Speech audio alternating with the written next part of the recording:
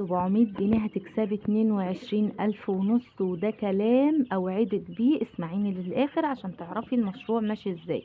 اول حاجه كده صلي على النبي واعرفي ان انا وفيت بوعدي معاكي، وزي ما قلت لكم ان انا هعمل لكم دراسه مشروع للميت كتكوت البلدي هيكلفوكي قد ايه وكالو بكام وكل الكلام ده كله. نزلت لكم فيديو امبارح عن كده. النهارده ان شاء الله باذن الله هوفي بوعدي معاكم وهقول لكم كل المعلومات دي.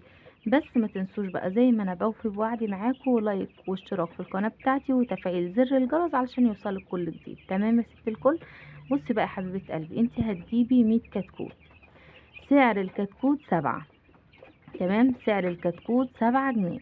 هتجيبي 100 كتكوت.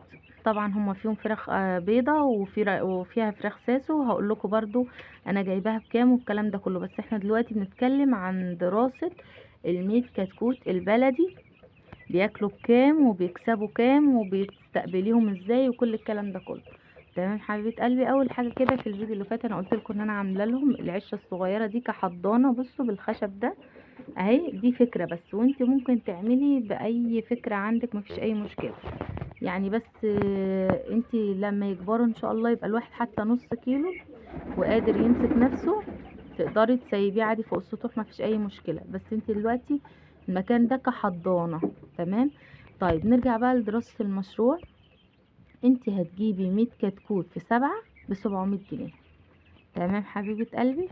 وال100 كتكوت لو انت هتبيعيهم لحم، احنا دلوقتي خلينا بنتكلم في ان احنا هنبيعهم لحم. تمام، لانك ممكن برضو تبقى مشروع فراخ بياضة وده مكسبه مهول اكتر من كده، يعني اكتر من ال22,000 دولت بكتير قوي قوي. فاهمين ازاي؟ بس احنا لو عايزين مثلا مكسب سريع ان احنا هنسمن لحم وبعد كده هنكسب وهكذا، تمام برضو الموضوع هيبقى ماشي معانا. و22,000 مش شوية. حلو الكلام. احنا بقى هنجيب ال100 كتكوت ب700 جنيه، وشكارة العلف ب580 اللي هي النور والبركة. ولو بعناها لحم بعد 3 شهور الفرخة بتاكل 3 كيلو. الفرخة بتاكل 3 كيلو علف على مدار ال3 شهور. تمام حبيبة قلبي. طيب لو بعتيهم لحم بعد 3 شهور بقى الفرخ، وقلنا الفرخة بتاكل 3 كيلو علف، هتعملي ايه بقى؟ هيبقى 14 شكارة. هنحتاج 14 شكارة في 580 هيبقوا ب8120 جنيه. يبقى العلف بتاعهم 8120. طب هنزود على 8120 دول 700، هيبقى المجموع 8820. حلو الكلام. طيب متوسط الوزن بعد 3 شهور هيبقى قد ايه؟ طب متوسط الوزن بعد 3 شهور ممكن يبقى كيلو، كيلو ونص صافي. طيب الكيلو بيبقى ب105، 130، 150 حسب بقى ظروفه. بس يعني ان شاء الله لو جبتي من دلوقتي هيبقى البيع لو سبتيه مثلا يكمل، يعني مثلا انت لو مش عايزاه كيلو ونص وعايزه تكمليه 3 كيلو و2 كيلو يبقى ديوك كبيره على رمضان، هيبقى بسم الله ما شاء الله اقل حاجه ب150 جنيه الكيلو. انتوا عارفين في رمضان بتبقى الحاجه غاليه. وكمان هيبقى التسويق بتاعه سهل جدا. وعايزه اقول ان تسويق الفراخ البلدي بقت زي البيضه واكتر كمان، لانه اي حد تاجر فراخ بلدي بتتاخد عادي خالص. تمام، يعني ما تقلقيش تقولي هجيب 100 طب هبيعهم ازاي طب هعمل ايه. لا انت ممكن كمان تخلي ليكي زي 20 واحده يبيضوا وتبيعي الباقيين. وكمان البلدي ما بياخدش ادويه كتير وما بتبقيش خايفه عليه وعايزه تدفئه او عايزه تبريد او الكلام ده كله. تمام. طيب هتقولي لي بقى مثلا الوزن الصافي كيلو ونص لو بعد 3 شهور. طيب تيجي بقى تحسبي كده لو كيلو ونص في 150، يعني الكيلو في 150. طيب لو الكتكوت احنا لو حسبنا 150 في 150، يعني لو الكيلو ب150، اللهم صل على سيدنا النبي، لو الكيلو ب150 وهم 100 واحدة هيبقى ال100 في 150. تمام. واللهم صل على سيدنا النبي. هيبقى ال100 في 150. طب لو حسبتي بقى الفرخة على 200 جنيه، يعني لو الفرخة أقل حاجة كيلو ونص بتبقى ب195، 200 جنيه. طيب هنحسب 200 جنيه في 100 فرخة، يعني 200 في 100. شوفي بقى ال200 في 100 هيديكي كام؟ 200 في 100 هيديكي 20,000 جنيه.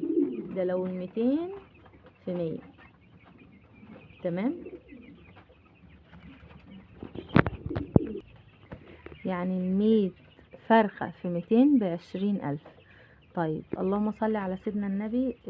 انت كده هتبقي خدتي، لو طلعتي منهم 700 وال1000. قلنا العلف بكام؟ قلنا العلف والكتاكيت ب8820. هتطلعيهم من ال20,000 هيتبقى اللهم صل على سيدنا محمد زي 12,000. مع ان انا كنت حاسباهم حسبة تانية كانت 22,000 ونص. يعني الموضوع بحسب بقى ايه، يعني حسب ما هياكلوا معاكي. انت هتعلفي الخلطات ايه، يعني ما تلتزميش بانهم هيطلعوا كيلو ونص قوي، ممكن تطلع معاكي الواحدة 2 كيلو. ولو 2 كيلو بقى شوفي بقى اللهم بارك الله اكبر. لو 2 كيلو يعني لو الواحدة طلعت 2 كيلو والكيلو ب150، يعني الفرخة ب300 جنيه. احسبي بقى 300 في 100 بكام. احسبوا معايا كده 300 في 100 بكام. لو 100 في 100 ب10,000، يبقى اللهم بارك الله اكبر ب30,000 جنيه، مش ب22,000، ب30,000 جنيه. شوفي بقى ايه مشروع ممكن يجيبلك من 700 جنيه و8000 علف، يعني يبقى 8 و700 30,000 جنيه. يعني المكسب 22,000 اهو زي ما قلت لكم. اللهم بارك بسم الله ما شاء الله، حاجة مفيش بعد كده. وكمان بقى عايزة اديكم ملحوظة مهمة جدا جدا. الملحوظة المهمة دي بقى ان انت قبل ما بتجيبي الفراخ بتكوني كانسة المكان كانسة كويسة، ومسيقاه بديتول وبكلور، ولو في اي رش للحشرات بتحطيه له. تمام، دي بتفرق جدا. بصي بقى المشروع ما هو الطير ما هو الا نظافه. نظفتي وعرفتي هتستقبليهم ازاي، وعرفتي هتكملي المشروع ازاي، وهتحطي العلف ازاي، والدواء هتحطيه امتى. طبعا بالنسبه للفراخ البلدي ملهمش ادويه كتير، هي بس اول ما بتجيبيهم بتاع الفراخ بيديكي ليهم كيسين دواء، ويعرفك انت هتحطي في الميه قد ايه والكلام ده كله. تمام، بس طبعا قبل ما تروحي لبتاع الفراخ انا هقولك على حاجه يعني لازم تعمليها مع الكتاكيت. طبعا الكتاكيت دي عمر 15 يوم. تمام، والابيض عمر 15 يوم برضه اهو. شايفين اللهم بارك، بس الموضوع مش كبيره اهي. انا كده وضحتهم من قريب. اللهم بارك. وهقول لكم برضو في الفيديو ده الفراخ البيضه بتتكلف كام والكلام ده كله عادي خالص اهو. برضو هقول لكم. بصوا انا قربت لكم الكتكوت هنا هو عمره 15 يوم. اللهم بارك بسم الله ما شاء الله. وطبعا اللي طارت دي ساسو مش بلدي، اهي الحمرا دي ساسو، واللي جنبها دي بلدي. ده بلدي مشعر اهو زي ما انتم شايفين. تمام، عايزه بقى نرجع لموضوعنا واقول لكم طريقه استقبال الكتاكيت. ان احنا قلنا بنكنس المكان اللي هيقعدوا فيه كويس قوي، كنسه كويسه مظبوطه. وبعد كده طبعا انا مرضتش اقول لكم هعرفكم في الفيديو ده مش عارف ايه واشيل المعلومات لاخر الفيديو، لا انا عرفتكم اهو كل المعلومات. ولكن عايزه اعرفكم بقى ما تاخدوش المعلومه وتجروا، لا اصبروا تعرفوا هتستقبلوها ازاي. لان طريقه الاستقبال بتفرق جدا جدا في التربيه، وبتفرق جدا جدا في نظافه الكتكوت. والكتكوت لو نظيف وما فيهوش حشرات، وعرفتي ازاي تستقبليه، وازاي تحطي له الاكل امتى، والميه محطوط فيها ايه، وطريقه استقباله صح، هتنتجي كتكوت 100 100. وما تحطيليش بقى الكتاكيت مثلا ما تحطيش علف وانت عايزه وزن، لا طبعا انت في الاول بتاسسي وبتحطي علف، وبعد كده بتيجي مرحله معينه بتحطي فيها تشيشه. انا حاسبالك 8000 دي 8200 انك هتاكليها لاخر الدوره علف. طبعا انت ممكن تحطي مع العلف نسبه دشيشه، تحطي مع عيش متكسر، فمش هتصرفي المصاريف دي كلها. تمام، بس لو انت بقى عايزه تكملي علف، لان العلف فعلا بيرمي وزن ووزن كتير الله اكبر يعني. اللهم بارك العلف هتلاقي وزن. بس طبعا عشان الطعم في الاخر بتغيري زي ما بيقولوا تغيير مرعى، بتحطي له شويه اكل بيتي على شويه دشيشه على شويه علف، يعني علشان ما يبقاش طعمه ايه، اللي هي تبقى حاجه مزارع، يعني عشان ما تبقاش حاجه كده، تبقى حاجه طعمها بلدي، وتبقى اللي ياخد منك مره يبقى اللهم بارك خد حاجه طعمها حلو، فتربي زبون فتقدري تسوقيهم بسهوله. تمام، طبعا الاسعار اللي انا قلتلك عليها ب150 دي ممكن يوصل كده، ولان انا دخلت على اسعار البورصه قالوا لي بيتراوح من 105 ل130 ل150. تمام، يعني ممكن يعلى عن كده، احنا بنتكلم في سعر النهارده. طبعا الحاجات انتوا عارفينها بتزيد، وبالذات على رمضان ممكن يغلى عن كده ويعلى عن كده. علشان بقى ما نبعدش عن الموضوع بتاعنا، بعد ما هنمسك المكان نسيقه ونمسحه مسحة كويسة، نكون سيقناه بكلور ورشينا حاجات للحشرات. هنجيب بقى، عارفين في حاجة اللي هو الجبس الابيض ده، هنروح رشين في الاركان كلها. تمام. وهنيجي بقى عند اي حد بتاع نجار وكده، اي حد نجار هناخد منه شكارة نشار. مش هنفرد الشكارة كلها، لا، بعد ما المكان ينشف ويتهوى، من ريحة الكلور ومن ريحة رش الحشرات وتمام، يعني خلاص ما فيش اي حاجة، هنروح رشين شكارة النشارة، هنرش منها ربعها.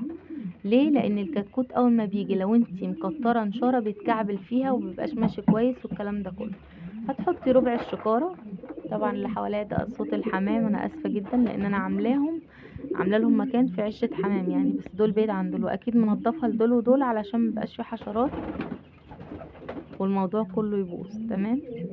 بعد ما الدنيا تتهوى وفرشنا ربع شكارة النشارة، لو كنا في الشتاء اللندة اللي انتوا شايفينها قدام حضراتكم دي بتنزل سنة بسيطة، وبنحط فيها لندة من الصفرة. ليه؟ علشان تدفي المكان. وقبل ما تيجي الكتاكيت بنشغلها يوم كامل، واول ما بنشغلها بنحط مثلا مشمع او حاجة زي كده على الباب وعلى كل الجوانب علشان تبقى متدفية صح. طيب بعد ما بندفيها صح ونيجي نجيب الكتاكيت ما بتركبش على بعضها، بتبقى متفرقة كده ومنتشرة في المكان، لان المكان كله بالفعل دافي. طب لو المكان بس، هي مكان اللندة بس اللي دافي، هيركبوا كلهم على بعض، فللأسف هيموتوا بعض. يعني ان شاء الله بإذن الله مش هيحصل معاكم كده طول ما انتوا ماشيين على التعليمات الصح. طب انا اسفة للإطالة عشان في ناس مش عارفة، ما عندهاش خبرة ومش عارفة المعلومات دي كلها. اللي عنده خبرة وعارف المعلومات دي كلها يقدر يجري الفيديو او يطلع من الفيديو عادي خالص. ولكن لما تسمعي فيديو ساعة، نص ساعة، ربع ساعة، ويفرق معاكي العمر كله في مشروع كويس، فانا شايفة انك المفروض تستفادي وتسمعيه للاخر. شايفة ان حضرتك خلاص خدتي المعلومة ومشيتي، بس لما تحصل حاجة وترجعي تكتبي تعليق، لا، هتكوني بقى هقولك كملي الفيديو للاخر وشوفي ايه اللي انا كنت قايلاه في الفيديو. وبعدين حرام راس المال، يعني مش 100 ولا 2 ولا 1000، فاهمين؟ فلازم نسمع الكلام للاخر عشان نبقى عارفين. واكيد انا طبعا مش هبقى انا ام العريف اللي بنصحكم، لا، انا برضو ما كنتش عارفة، وربنا سبحانه وتعالى انعم عليا بان انا شفت فيديو او شفت حد ربى وعرفت معلومات وقرأت عن الموضوع ده كتير وسمعت كتير، وعملت المشروع وانا فاهماه صح وكويس قوي. لان لازم نفهم الحاجة كويس قوي قبل ما نعملها. لو عايزينها تكمل معانا صح لازم نفهم المشروع صح. تمام. نيجي بقى يا حبايبي لتكملة المشروع. بعد ما قلنا هنستقبلهم ازاي وهنحط النشارة ولازم ندفي عشان ما يركبوش على بعض، هنجيب الكتاكيت واول يوم هنحط المية ومعاها الدواء اللي اداهولنا الدكتور. ولو احنا جايبين ابيض مع بلدي مع ساس وعادي يقعدوا مع بعض لحد اما البلدي يشد حلو، يبقى الواحدة مثلا اقل من نص كيلو بشوية، اللي هي بتبقى ما بتنقرش في البيضة، لان لما بتكبر عن كده بتنقر في الفراخ البيضة ومش هينفعوا مع بعض. انما طول ما هي صغيرة كتكوتة وما بتعملش حاجة عادي تفضل مع الفراخ البيضة مفيش اي مشكلة. بص اللهم بارك، عمر الفراخ البلدي هي عمر الفراخ البيضة، بس الفراخ البيضة بتكبر بسرعة زي ما انتوا عارفين، ما بتكملش 40 يوم، هي دوب 40 يوم. اللي عايزة بقى امهات بيسيبها كمان 10 ايام كده حسب الوزن يعني. بصوا الله اكبر، حصلتهم مليانة ازاي، الله اكبر الله اكبر، من كتر ما هم كبار قبل ما الريش يكسي. بصوا مفيش ريش قد كده من كتر ما هم بيكبروا قبل ما الريش يطلع. وهقول لكم تعملوا كده ازاي برضو. تمام. بص الله اكبر، الكتكوت فايق وتمام ازاي. ليه؟ لانه هو يعني عارفين نتعامل معاه ازاي صح. اهم حاجة تبقي عارفة تتعاملي ازاي مع الفرخة، تبقي عارفة تستقبليها ازاي، زي ما قلتلك تبقي عارفة هتحطي لها علف ناعم لحد امتى وعلف خشن لحد امتى والكلام ده كله. بالمناسبة العلف الناعم بتاعهم انا حطيت لهم لحد 12 يوم علف ناعم، وبعد كده بقى حطيت العلف الخشن اللي هو شعرية اسمه، قعدوا شويه كده ما كلوهوش وبهدلوه في الارض وكده، بس بعد كده بقى سبته قدامهم جاعوا فكلوه. بس هو الاحسن ليهم ان هم يقعدوا 10 ايام او 12 يوم علف ناعم وبعد كده ياكلوا علف كبير. لا، ممكن تسيبيهم لحد 15 يوم او 14 يوم عادي خالص ياكلوا العلف اللي هو الناعم. طب انا ليه عملت كده؟ انا عملت كده لان جبت الشكاير العلف على بعضها، وبعد كده لما خلص الناعم لقيت التاني بقى اللي هو شعريه، فبدل ما رجعه تاني حطيته لهم كلوه، فالحمد لله رب العالمين. ايه فايدة الناعم؟ بيبقى فيه فيتامينات اكتر لانه بيأسس في الاول، زي البيبي كده لما في الاول بياخد لبن، بعد كده ممكن تدخلي له لبن زبادي مع بسكويت مع بطاطسية مسلوقة، الكلام ده هو نفس الفكرة يعني. فانا بعرفكم الفكرة علشان تبقوا عارفين انه لو حتى كمل ناعم لحد ما هو يسيب الناعم عادي خالص، هيبقى برضو مستفاد. تمام. طيب الفراخ البيضة بقى، حلو انك تبقي سايبه لها الاكل قدامها 24 ساعة، ما قلناش حاجة. بس لو جبتي الاكل حطيتيه في ميعاد معين وهم جعانين، الاكل هياكلوه بسرعة، اولا مش هيعملوا عليه حمام، ثانيا ثالثا لما تيجي تحطي الاكل هيجروا عليه ياكلوه بسرعة اكنهم واخدين فتح الشهية. مش ان انتي لسه يعني لسه بتحطي الاكل، ساعات تحطي الاكل تلاقي الفرخه كسلانه، اما الاكل كده كده قدامها طول النهار، فين وفين على ما تقوم تاكل فتفوته بتاع الكلام ده. لا، انتي جوعيهم، يعني مش تجوعيهم اللي هو تموتيهم من الجوع اكيد، يعني مثلا انتي بتحطي دلوقتي وخلاص كلوها، هتسيبيهم زي كام ساعه وبعدين هتحطي العلف تاني. يعني انا عن نفسي مثلا حطيت لهم دلوقتي، مثلا احنا الساعه 12 الظهر اهو، ممكن اجي لهم تاني يوم الصبح بعد ما ادنا لهم العلفتين دول يفضلوا ياكلوا فيهم طول النهار، فعلى ما اجي لهم تاني يوم الصبح هيكونوا جاعوا مده. فاللهم صل على سيدنا النبي، اول ما احط الاكل بقى هيجروا عليه ويقعدوا وياكلوا كده. طبعا دول قاعدين لان انا حطيت الاكل من بدري فكلوا، فلو بصيتوا حتى في الحصله هتلاقوها مليانه، فهم يعني بالفعل خلاص شبعانين. تمام، زي ما انتم شايفين كده.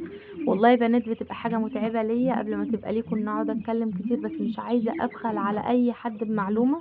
وزي ما قلت لكم في اول الفيديو، انا جبت لكم في اول الفيديو اهم معلومات، يعني قلت لكم الكتاكيت بكام والعلف بكام وهتكسبوا كام وهتقعد معاكم قد ايه وسعرها بعد كده قد ايه، قلت لكم كل حاجه. يعني اللي هو كان ممكن اقول لكم وهعرفكم النهارده تستفادوا ازاي ومش عارف ايه واقعد امط في الفيديو، كنت عملت كده. بس انا قلت لكم كل المعلومات اللي انتم محتاجين لها الاول، وبعدين بقى طريقه التربيه. اللي عايز يستنى يكمل طريقه التربيه ويسمع نصايح للفيديو تمام، يعني هيبقى تمام والله، وان شاء الله يستفاد وان شاء الله مشروع يبقى كويس. واللي خد المعلومه وخرج من الفيديو ان شاء الله برضو مشروع يبقى كويس، بس هيبقى ناقص معلومات، هيفضل برضو يدور على فيديو واثنين وثلاثة عشان يعرف يعمل ايه. طب ما يكمل الفيديو ويعرف. تمام. اصل كل الحاجات دي انا مريت بيها وقعدت كتير قوي على ما عرفت نوع الكتكوت وكمان عايزه اقول لكم صحيح، الكتاكيت البيضاء انا اتغشيت فيها كتير قوي في الاول لاني ما كنتش عارفه انقيها ازاي. اول حاجه واهم من نقاوتك ازاي، هاتي مكان موثوق فيه، يعني هاتي من اماكن موثوق فيها، يعني مكان يكون معمل، تكون شركة موثوق فيها، مكان حد جابه وربى منه وطلع كويس، الكلام ده كله. تجيبي بقى من السوق، في ناس عشان حرام ما نقطعش رزق حد بتبقى فعلا حاجتها حلوة، حتى اللي هي قاعدة في السوق في ناس حاجتها حلوة. لاني في مرة جبت بط من عند واحدة وكانت في السوق اللهم بارك، يعني كبر وبقى زي الفل. وفي واحدة تانية برضو كانت جنبها والبط مش حكاية كبر، كان تعبان وكده وخسرنا جامد يعني. فالمكان الموثوق فيه احسن من اي حاجة. وعايزة اقول لكم يا بنات ان انا عاملة مشاريع كتيرة قوي على القناة بتاعتي هنا، خشوا مشاريع صغيرة مش بألافات ولا حاجة، فيه من اول 300 جنيه وهعمل لكم مشاريع ب50 جنيه كمان ان شاء الله. بعد الفيديو ده هعمل لكم باذن الله مشروع بيبدأ من اول 50 جنيه كل ست بيت تقدر تعمله لو معهاش راس مال. تمام. في مشاريع كتيرة هعملها لكم، زي تربية عجول، زي تربية معيز، كل مشروع تقدري تعمليه في البيت ان شاء الله هنزله. تمام ان شاء الله يا رب يحسن ما بين ايديكم جميعا. وقفنا بقى لحد ما لازم نجيب الكتاكيت من مكان موثوق فيه. طيب ايه هي اهم حاجات في المشروع ده كله؟ اهم حاجة النظافة، مكان كويس ومتدفي كويس لو كنا في الشتاء، المكان اللي هنشتري منه مكان موثوق فيه، موثوق فيه جدا، وعشان ما نحطش فلوسنا في الارض. الحاجة الرابعة بقى ان احنا نبص للكتكوت.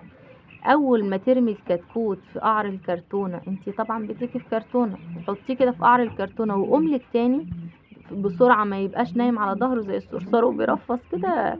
لو نايم على ظهره بيرفص كده على ما بيقوم، يعني ده جودته نص نص. لو اتمطر مرة واحدة وقام، فده كتكوت يعني بصوا تحفة يعني. ولو في الفراخ البيضة بقى، بتبصي في الرجل من تحت، بتبقى الرجل تخينة كده وصفرة، مش بيضة ومعرقبة، لا بتبقى تخينة وصفرة وباين ان هي كده يعني حاجة حلوة. وكمان بتلاقوا الكتكوت تحس ان هو يعني مدور كده ومليان، حتى وهو صغير عليه هيئة الهيئة الحلوة التخينة دي. تمام. وفي كمان احلى نوعين، في قب وفي رص، بس القب احلى. هو تقريبا القب عشان صدره بيبقى اكبر، والرص بيبقى الوراك اكبر. ده بالنسبة للفراخ البيضة. اما طبعا الفراخ البلدي، في منها الرزي، في بلدي اللي هي المشعر، وفي فيومي ذهبي، وفي ساسو. بصوا هقرب لكم على الساسو عشان تشوفوها. دي اهي الحمرة دي ساسو، تمام. واللي جنبها ده بلدي. حتى تحسوا ان الساسو كبيرة عنه شوية. يعني مثلا يا ست الكل، انت لو جبتي ال100 كتكوت دول، ده افكار كده مع بعضنا خارج المشروع يعني. لو جبتي ال100 كتكوت دولت كمشروع، طب وانت جنب المشروع ده اصلا ال100 كتكوت دول اقل حاجة يقعدوا لهم 3 شهور، اللي هم البلدي. حلو الكلام. والساسو بتقعد 60 يوم. الساسو اللي هي الحمراء اللي قربت لكم عليها دي بتقعد 60 يوم. طيب احنا بقى هنقعد بقى ال3 شهور ولا ال60 يوم دول على ما كتكوت يكبر، على ما مثلا نعمل منهم حاجة للبيت وحاجة توفر معانا في مصروف البيت؟ لا، احنا ممكن نجيب فيهم 10 ساسو. ده اللي انا عملته. وكان الكتكوت الساسو ب10 جنيه، والكتكوت البلدي الابيض كان ب10، والكتكوت البلدي كان ب7. طيب احنا بقى ممكن نعمل دورتين في دورة واحدة، 3 دورات كمان. طبعا انت لو جبتي 10 ساسو لوحدهم، هيبقوا اكنهم دورة، اللي هم يعني هحسب لكم التكلفة برضو عشان لو في ناس عايزة تعمل مشاريع صغيرة وكده. وكمان انت لو ربيتيهم والكتكوتة طلعت 2 كيلو 2.5، لان الساسو بيشيل لحم زي الابيض، بل اقل منه سنة بسيطة. يعني لو الابيض شالت 3 كيلو، ممكن الساسو تشيل 2.5. تمام. ايه ده 3 كيلو؟ اللهم بارك. هوزنهم لكم بعد الدورة وهتشوفوا انا بيطلع معايا الفرخة، اللهم بارك. تحسوا ان هي عامله زي النسر يعني. والله كان في واحده انا كنت شايلها من رجليها، كانت جايبه نص طولي. الله اكبر الله اكبر. انا هوريكم بنفسكم. شايفين اصلا عمر 15 يوم؟ الله اكبر عامله ازاي. بصوا انا اكبر لكم عليها. دي عمر 15 يوم مطلعه الريش كله. وبصوا تحسوا انه مفيش ريش قد كده من كتر ما هي الله اكبر كبرت قبل اوانها. تمام. وهوزن لكم برضو بقى، يعني ممكن الحلقه الجايه اوزن لكم وتشوفوا هي قد ايه بالظبط، علشان انا دلوقتي مش معايا الميزان والله. واوزن لكم برضو لو انتوا عايزيني اوزن لكم البلدي والساسو في العمر ده تشوفوهم قد ايه، عادي اوزنهم لكم. واي تعليق هتكتبوه انا هرد عليه، لاني بشوف التعليقات كلها وبرد عليها. وببقى سعيدة جدا وفرحانة ان بيبقى فيه تفاعل على الفيديو وفيه تعليقات، واي حد عايز اي معلومة انا ما ببخلش عليه. نرجع بقى للمشروع بتاعنا. زي ما قلت لكم، ممكن نحط مع ال100 واحدة بلدي اي رقم انتوا عايزينه، يعني لو المكان يسمح، بس انا المكان هنا ما يسمحش غير بكده. تمام. فانا حطيت معاهم 20 واحدة بيضة. الله اكبر الله اكبر زي الفل اهو. بسم الله ما شاء الله كلهم اللهم بارك. يعني ما فيش ولا كتكوت الله اكبر في حاجة، او كتكوت مثلا راح او كده نحسب خسائر، لا الله اكبر هم ال20. و10 اساس اللهم بارك هم ال10. وال100 كتكوت الله اكبر الله اكبر هم ال100 كتكوت. يعني شوفي ساعات انت بتحسبي لو خسرنا 10 نجيب 100، عشان لو خسرنا 10 كتاكيت 5 كتاكيت، لا الكلام ده مش موجود. اني انا استقبلتهم صح. تمام. وعشان كده بقول لكم على طريقة الاستقبال الصح. احنا قلنا دلوقتي على طريقة الاستقبال الشتوي، هنقول بقى على طريقة الاستقبال الصيفي.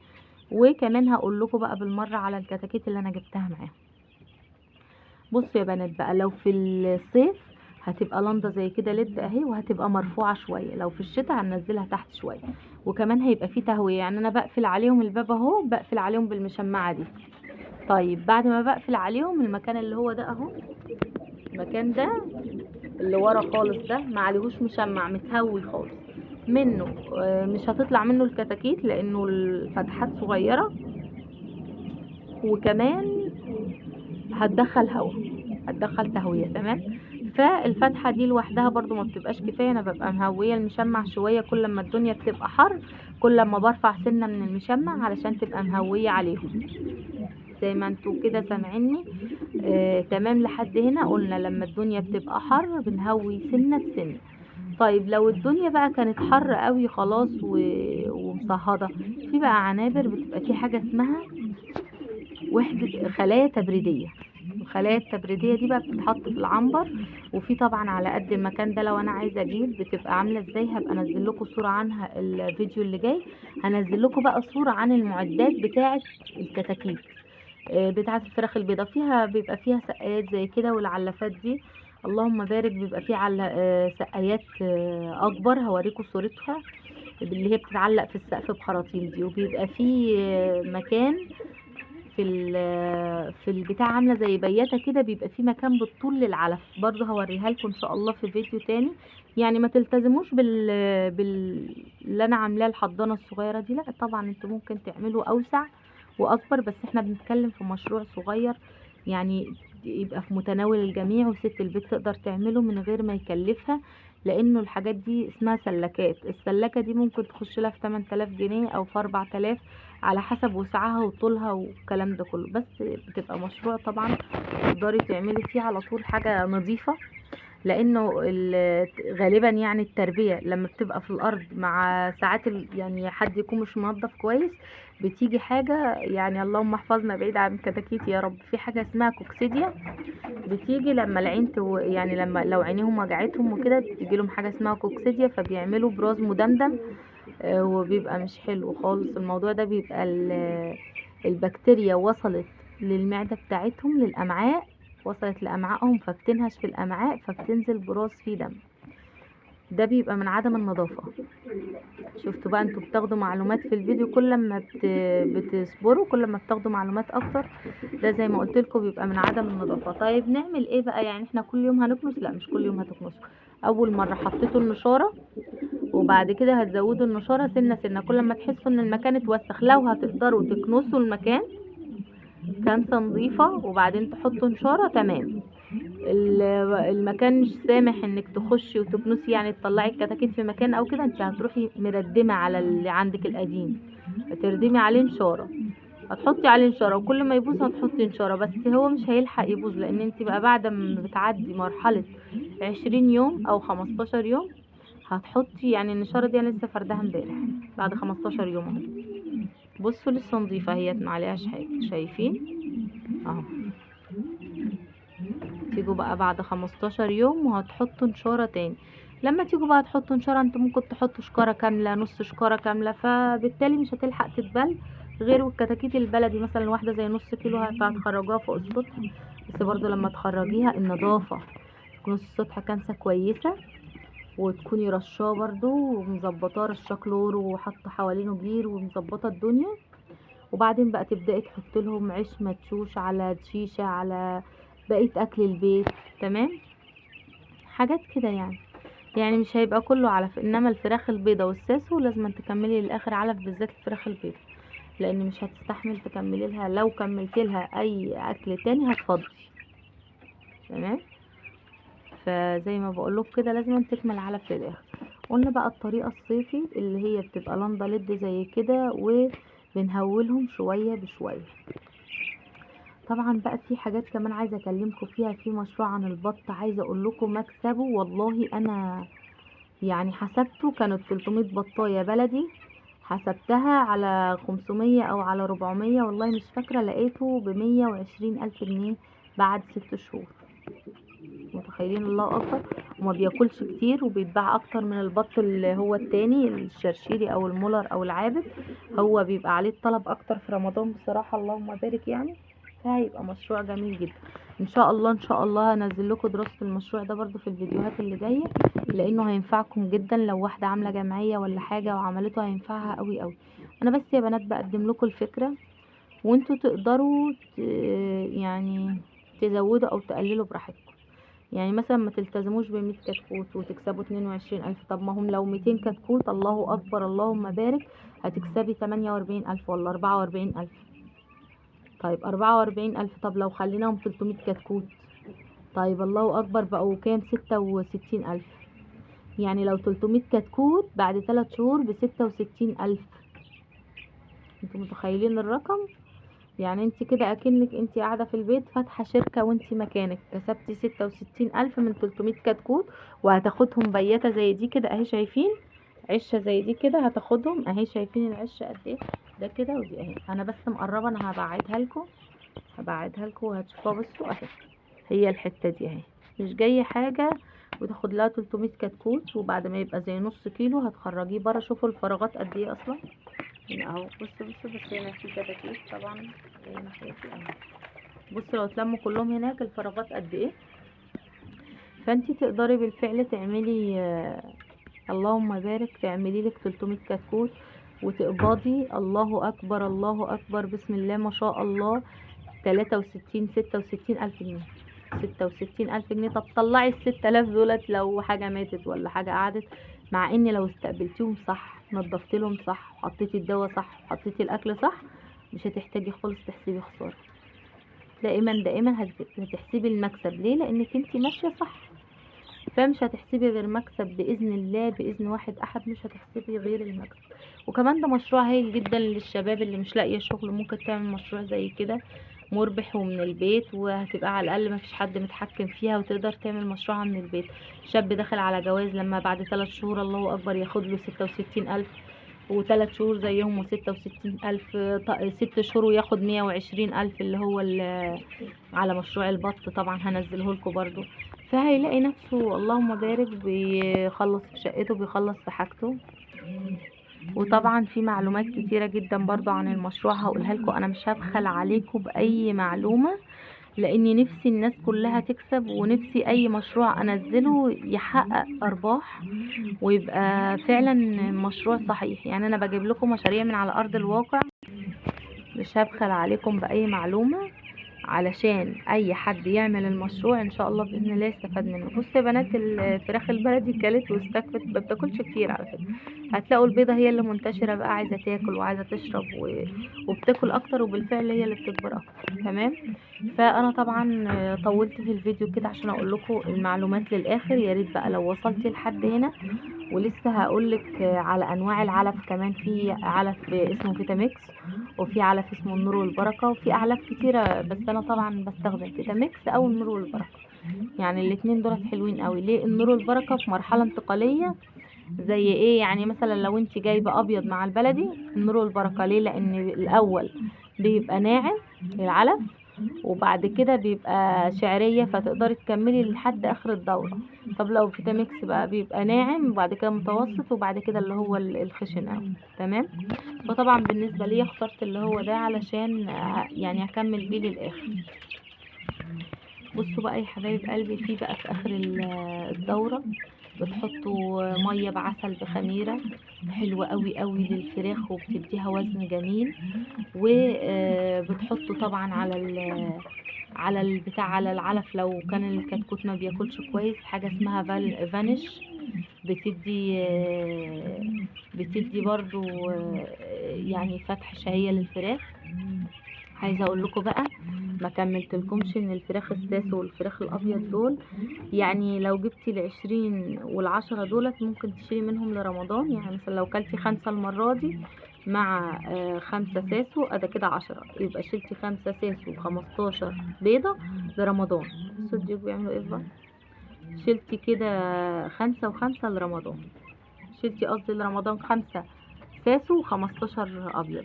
15 ابيض دول ممكن يمشوكي طول الشهر. لو انتوا اسره صغيره تعملي منهم دبابيس، تعملي منهم بانيه، تعملي منهم شيش طاووق، تعملي منهم كل حاجه. تمام. فهيمشوا معاكي كتير قوي. تقدري بقى ساعتها ان انت تجيبي حلويات، تجيبي سمنه، تجيبي ملتزمات رمضان، وتبقى الحاجه عندك موفره يعني. تمام. انا طبعا هنزل لكم حاجات كتيره قوي، مشاريع كتيره قوي، وحاجات موفره عشان رمضان، وحاجات هتفيدك جدا جدا جدا. تعالي بقى لو بنتكلم مثلا عن مشروع تاني، المشروع اللي هو كان من اول 50 جنيه ده. بس انا مش عايزه ادخل لكم حاجه في حاجه يا بنات، علشان خاطر تبقى المعلومه في مخكم، يعني ترسخ في مخكم للمشروع ده بالذات. ماشي. علشان ان شاء الله الفيديو الجاي والله هنزل لكم، انا متحمسه جدا انزل لكم فيديوهات كتيره عن المشاريع لان الحياة بقت صعبة وبقيت عايزة ابقى حتى لو سبب بسيط في رزق لقمة عيش بالحلال، هبقى فرحانة قوي والله. واي حد يعمل المشروع ده او يشترك كتاكيت ويبدأ يعمله، يبعت لي صورته او يبعت لي تعليق، هكون فرحانة جدا وسعيدة. واكون فرحانة قوي قوي قوي لو قلتولي بتتابعوني منين. وعايزة الفيديو الجاي ان شاء الله هشكر كام قناة كده يعني جيت اشوف التعليقات لقيتهم هم دائما بيعلقولي، وعشان ما انساش حد بس ويزعلوا مني، بس بجد انا بحبهم كلهم وبحب تعليقاتكم. شكرا على كل تعليق محترم، شكرا على تعليقاتكم الجميلة، بجد بجد والله بتفرحوني. بيفرحني اكتر لما بعرف انتوا بتتابعوني منين، وبيشجعني قوي ان انزل لكم فيديوهات تانية. يعني بتشجع ان انزل لكم فيديوهات تانية. طبعا ده كان دراسة المشروع، وان شاء الله باذن الله هبقى انزل لكم في كل مرحله فيديو علشان تشوفوهم على ارض الواقع. انا فعلا بعت بكده، هم وصلوا لقد ايه، الكلام ده كله. تمام حبايب قلبي، اتمنى تكونوا استفدتوا ولو بحاجه بسيطه. يلا بقى ما تبقيش بخيله، وحطي لايك لاختك واشتركي في القناه وشيري الفيديو لو استفدتي منه. وشكرا لحسن استماعكم، شكرا ان انتوا وصلتوا لحد هنا.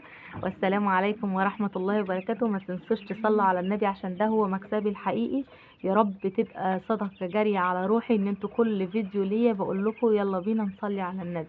والسلام عليكم ورحمه الله وبركاته.